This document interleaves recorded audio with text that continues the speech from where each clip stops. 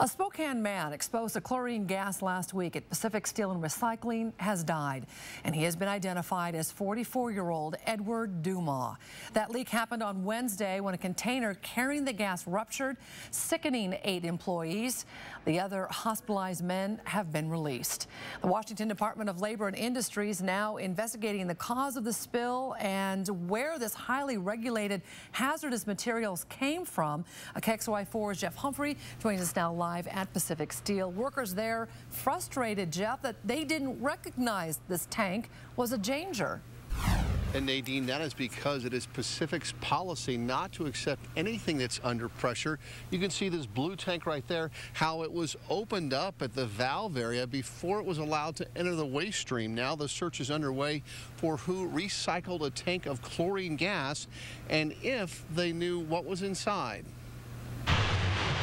Today, Pacific Steel was back in the recycling business, but not everyone is back at work. The company is allowing employees to take off as much time as they need to deal with the loss of one of their colleagues. The CEO and the branch manager said, take the time you need, and you're going to process it differently.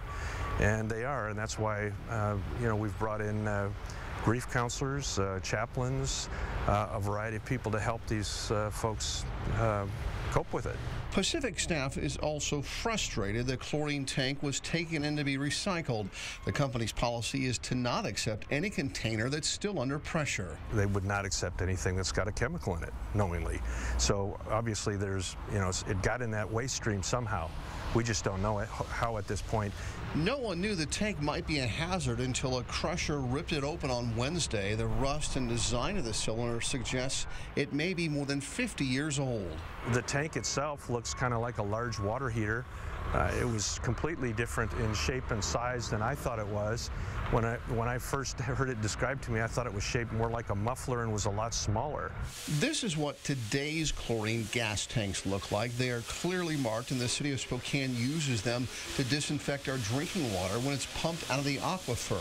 A series of detectors sniffs for leaks 24/7. Specially trained and equipped workers make sure the operation stays safe. We have various alarms. We have alarms and we have chlorine gas detectors in the room where we physically store the chlorine. Mr. Schaefer says the city of Spokane uses serial numbers to keep track of every tank of chlorine gas that it buys from its vendors. Meanwhile, Pacific also keeps a record of all of its recycling transactions, and that is what the Department of Labor and Industries is now going to use to try to find out who brought in that tank of chlorine gas to be recycled. Reporting in Spokane, Jeff Humphrey, KXLY4.